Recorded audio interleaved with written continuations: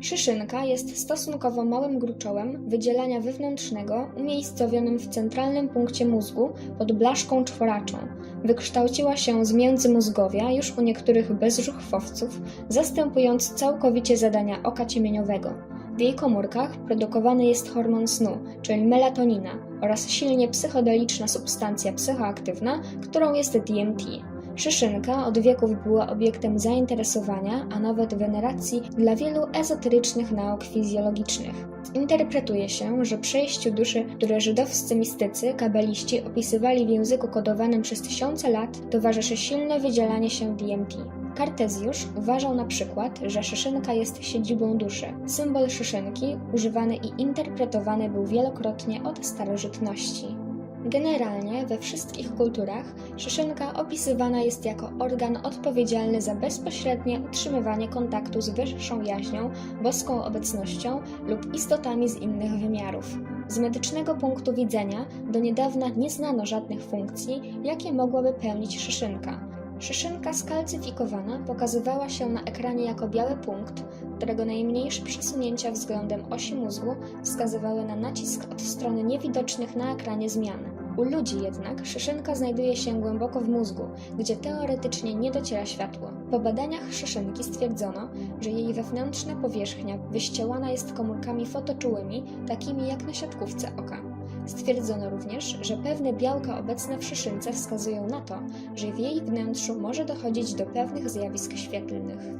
Naturalnie DMT występuje w wielu gatunkach roślin razem z 5-metoksy-NN-dimetylotryptaminą i bufoteniną. Od tysięcy lat południowoamerykańskie plemiona indyjskie sporządzają napój zwany ayahuasca, na który składa się war z roślin. W drugiej z nich, w korze korzenia, występuje wysoka zawartość psychoaktywnego alkaloidu, którym jest DMT.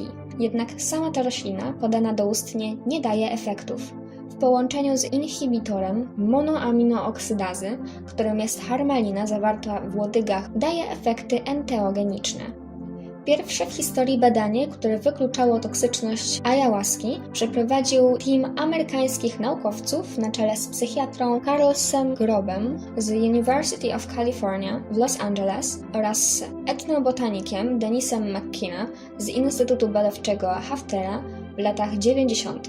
Osoby te poddano całemu szeregowi testów biomedycznych, neuropsychologicznych oraz osobowościowych. Podobnym badaniom poddano grupę losowo wybranych 15 osób niespożywających ayahuaski. Nie stwierdzono żadnych negatywnych oddziaływań. Wręcz przeciwnie, większość z nich cieszyła się doskonałym stanem zdrowia, który w ich przekonaniu był wynikiem rytualnego spożywania substancji.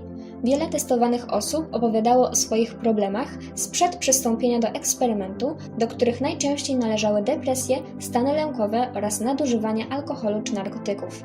Sami siebie określali, że byli dawniej impulsywni, złośliwi, pozbawieni sukcesu, poczucia odpowiedzialności oraz respektu.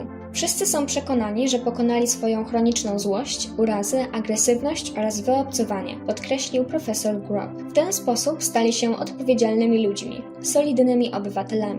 W niektórych testach neuropsychologicznych wypadli zdecydowanie korzystniej niż badana grupa niezaangażowanych w ayahuaskę.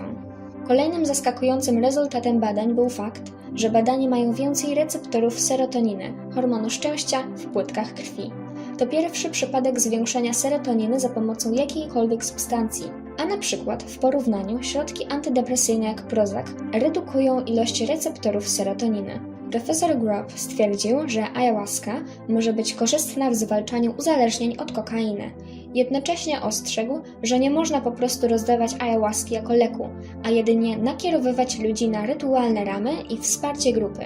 Dr Rick Strassman, prowadząc zatwierdzone przez DEA badania kliniczne na Uniwersytecie Nowego Meksyku w latach 1990-1995 na 60 ochotnikach, wykazał, podając im dożylnie lub domięśniowe dawki DMT, że DMT ma potencjał w leczeniu urazów psychicznych, np. zespołu stresu pourazowego, ponieważ oddziałuje na receptory serotoninowe. Wykazano, że ayahuasca, w której zawarta jest DMT, pomaga w walce z uzależnieniem od alkoholu i kokainy.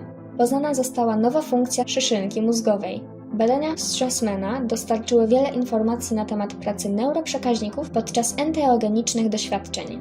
DMT, nieznana, a zarazem łącząca wiele poziomów życia molekuła, bez wątpienia odgrywa istotną rolę w funkcjonowaniu życia i umożliwiania istotom żywym odczuwania najgłębszych doświadczeń. Potencjał i znaczenie tej substancji powinno skłaniać naukowców do prowadzenia kolejnych badań, które dostarczyłyby ludzkości informacji i odpowiedzi na niewyjaśnione kwestie dotyczące DMT.